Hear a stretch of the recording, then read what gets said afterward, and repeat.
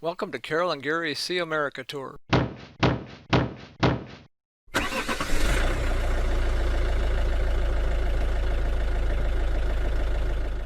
Hello again, everyone. Happy New Year. Welcome to 2021.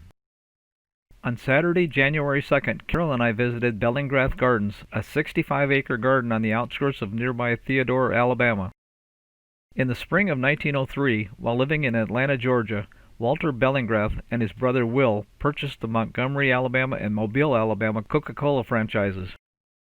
The brothers agreed that Will would manage the Montgomery operation and Walter would manage the Mobile operation because, as Walter put it, I love to fish. Walter met Bessie Morris in Mobile in 1905 when he hired her as a stenographer at his Coca-Cola bottling company. The couple married a year later. She was 28, he was 37. Walter was a hard-working man, resulting in him becoming very successful financially. But in 1917, when Walter was nearing 50 years old, his doctor advised him to use some of the money that he had acquired from Coca-Cola and buy the 5-acre dilapidated fishing camp along the Foul River that he had been talking about, and slow down. So Walter took his advice and bought the fishing camp. He and his wife Bessie named the fishing camp Bell Camp. After Walter and Bessie purchased the property, Bessie's father helped Walter make the dilapidated buildings livable. Well, old Walter liked to drink, but his wife was totally against drinking, so Walter and his fishing buddies would sneak alcohol to the fishing camp so they could drink while fishing. While Walter was fishing, Bessie normally stayed back in Mobile and worked in her garden. She loved to garden. The couple's Mobile home was admired for its extensive gardens. On one of her weekend trips to the fishing camp, Bessie noticed liquor bottles and decided that she needed to spend more time at the fishing camp. And with her love of gardening, she began placing azaleas and other flowering plants at the otherwise rustic Bell Camp. The gardening project grew and grew. In 1927, after being inspired by estate gardens seen during a trip to Europe, the Bellingraths hired George Rogers, a well-known local architect, to transform the fishing camp into a lavish garden covering the entire estate. As the size of the garden grew, so did its reputation. The Bellingraths placed an ad in the Mobile newspaper announcing that anyone who would like to see the spring gardens could do so free of charge. After an overwhelming response of 4,700 people, the couple decided to keep the gardens open year-round, beginning in 1934, and charge 50 cents for admission. Bessie Bellingrath died in 1943 at the age of 64. After his wife's death, Walter dedicated the rest of his life to working in the gardens that Bessie had worked so hard to create. "These gardens were my wife's dream," he once said, "and I want to live to see this dream come true." Walter Bellingrath died in 1955 at the age of 86. Before his death, he left instructions to have everything converted over to the Bellingrath Morris Foundation to oversee the operation of his beloved gardens and to open his home to the public. Let's take a tour of the grounds as they appear today.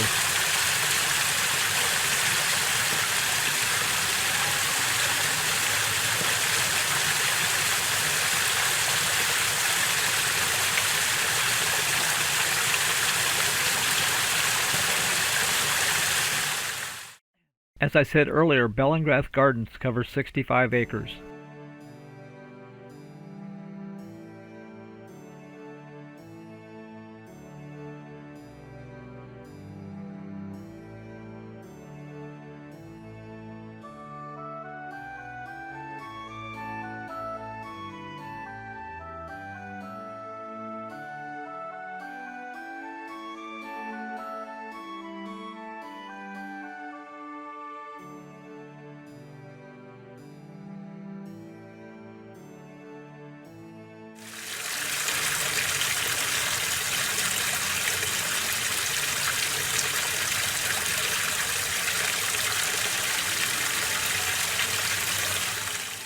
You will see a lot of Christmas decorations as we walk around.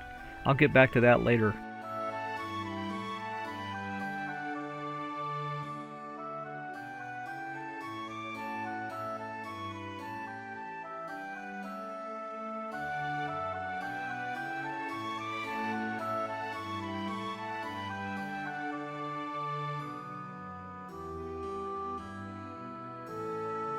A large nursery allows Bellingrath employees to raise plants year-round.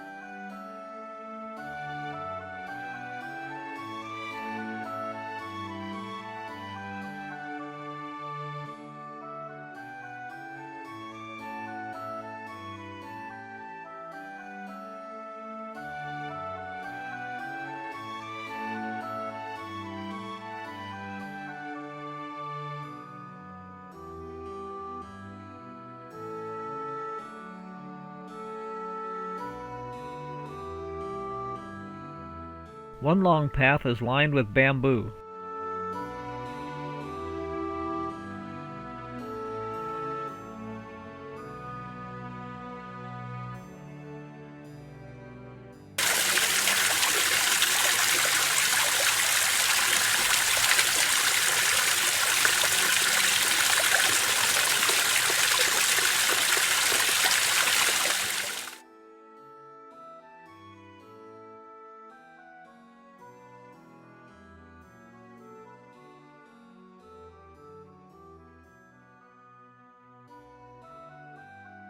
A raised walkway takes you around a swampy area that feeds from the nearby Fowl River.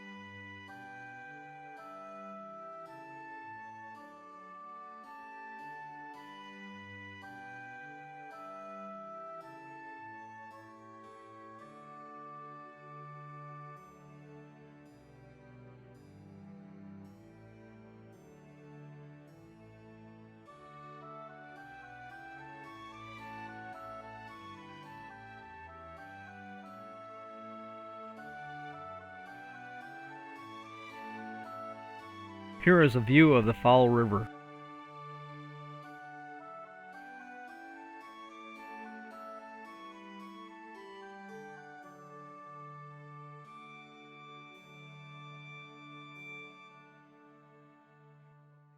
And here is an aerial view of the walkway.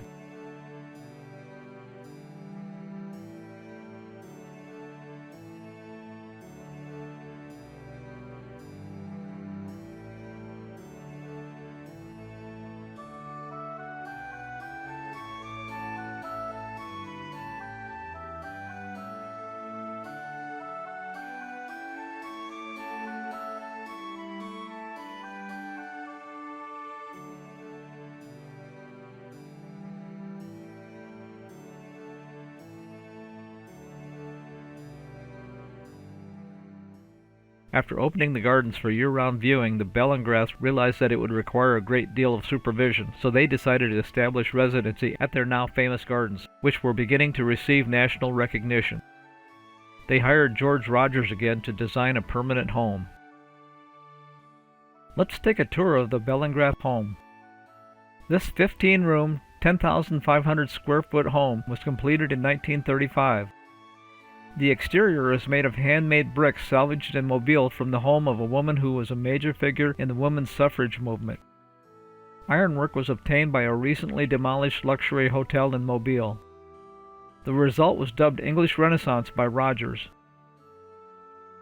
The Bellingrath home was one of the most modern of its kind in 1935, but Alabama Power had not brought electricity to this remote area of Mobile County, so the Bellingraths depended on a large generator for electricity until 1940. Most guests would have entered the home through this parlor. This mid-19th century American-made French-style furniture came out of a luxury apartment in New Orleans.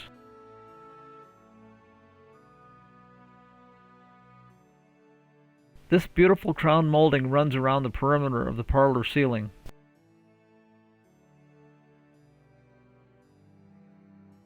Next was the formal dining room. The Bellingrath home appears today as it did in the Bellingrath era.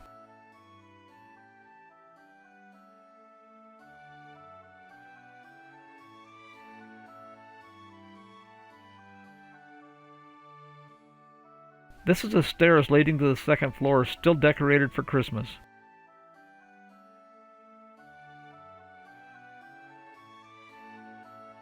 This is one of the bedrooms on the second floor.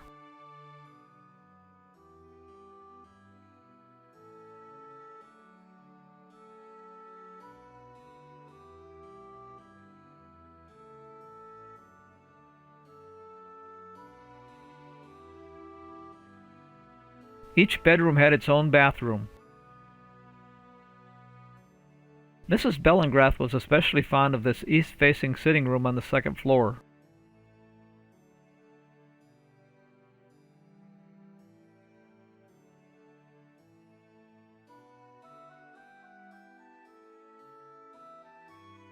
This is another guest bedroom.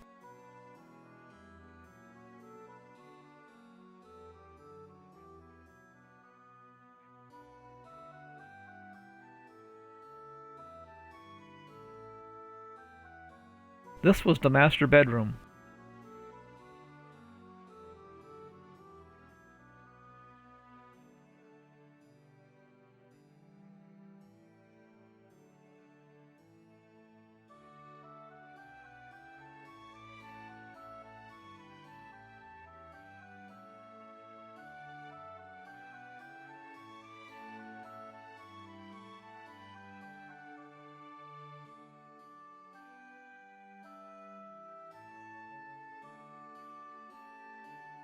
Back downstairs, we walked through the kitchen. You can barely see them because of the Christmas decorations, but the Bellingraths had 2 stoves. Their gas stove was a backup for when the electricity went out. There were 8 servants, 2 of whom worked in the kitchen.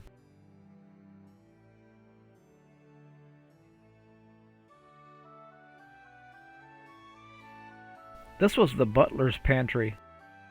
Mrs. Bellingrath had a large collection of silver and china.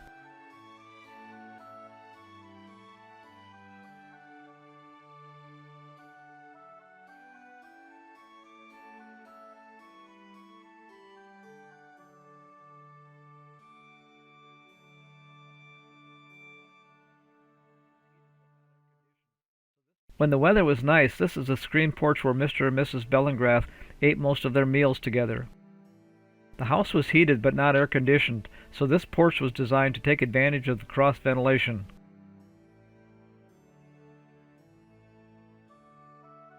This was what was known as a Sunday night supper room, where the Bellingraths would dine together after their weekend guests had left. They also used this room during the winter when they couldn't sit out on their screen porch. Bellingrath Gardens celebrated its 25th anniversary of Magic Christmas and Lights in 2020. In this Gulf Coast holiday tradition, guests stroll through the dazzling light display that features more than 3 million lights spread throughout the entire 65-acre garden estate. We actually took this tour before Christmas. Enjoy the lights.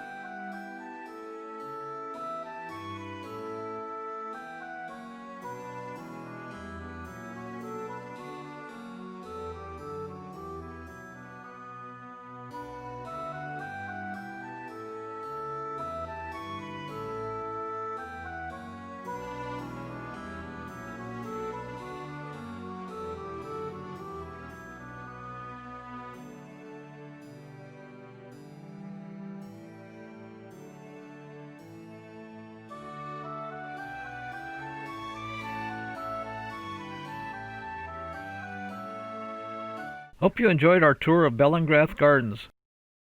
If you did, please subscribe to be notified of future videos, and as always, feel free to share with your friends.